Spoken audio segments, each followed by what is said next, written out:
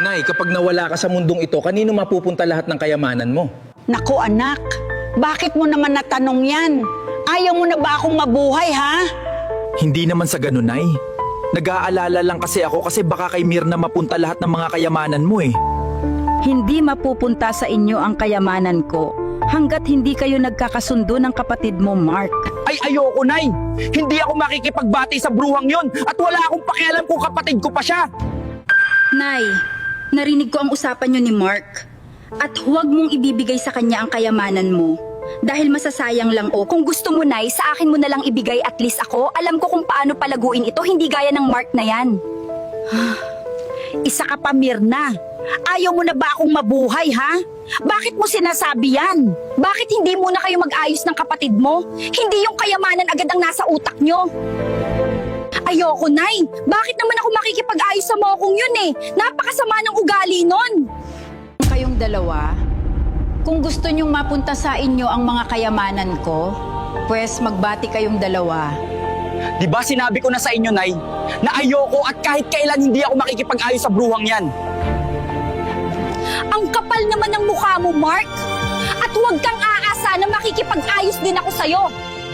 Diyos ko, bakit nagmamadali ang mga anak ko na makuha ang mga kayamanan ko? Ayaw na ba nila akong mabuhay? Hindi nila makukuha ito hanggat hindi sila nagkakaayos dahil wala din namang ibang magtutulungan kundi sila lang dalawa. Hindi magtatagal, Nay.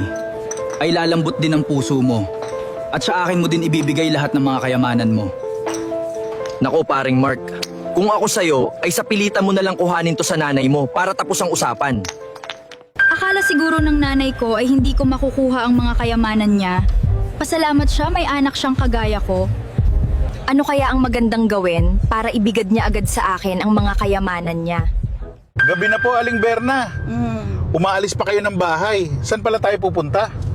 Sa isang lugar na dapat kong puntahan, gusto ko munang umalis sa bahay namin at magpahangin kanor at saka na lang ako babalik kapag nagkasundo na ang mga anak ko. Hindi sila nagkakasundo dahil sa kayamanan na inaasam nila sa akin, kaya dapat lang muna siguro na umalis muna ako. Ang tangi ko lang namang hiling ay maging magkasundo sila dahil magkapatid sila, pero hindi, daig pa nila ang aso at pusa. Maraming salamat, Kanor, dahil sinamahan mo ako dito. Siguro naman ay ma-realize ng mga anak ko kung ano ang ginagawa nila. At saka na lang ako uuwi kapag naging magkasundo na sila. Kaya gusto ko, Kanor, na bantayan mo ang dalawang yun. Oo naman po, Aling Berna. Asahan niyo po na gagawin ko ang gusto niyo.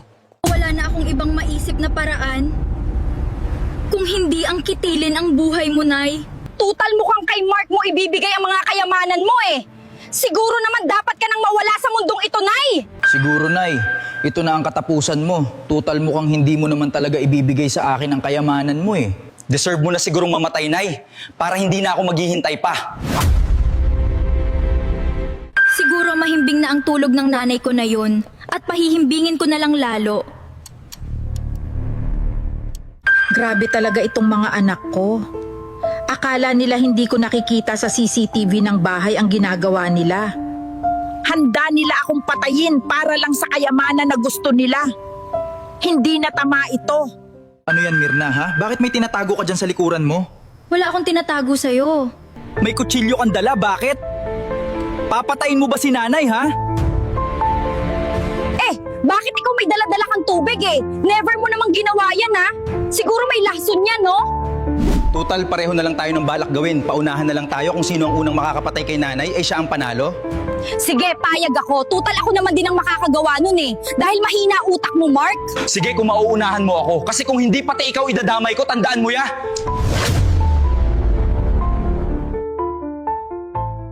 Kayo ba si Mark at Mirna, ang mga anak ni Aling Berna? Iniimbitahan ko kayo sa presinto at may gustong kumausap sa inyo, kaya sumama kayo sa akin. Sino kaya ang gustong kumausap sa atin? Anong ibig sabihin nito, Nay? Ipapakulong mo ang mga sarili mong anak, ha? Wala kang kwentang nanay kung gagawin mo. Sa amin ito ng mga anak mo.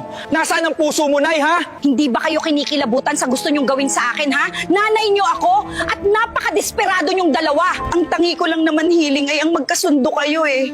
Dahil magkapatid kayo pero parang iba ang nangyari eh. Nagkasundo kayo para patayin ako ng dahil sa kayamanan na niyan. Buti pa ang mahirap kahit ganun ay masaya ang pamilya nila. At huwag nyo nang asahan ang mga kayamanan ko dahil dinonate ko na sa mga batang nangangailangan.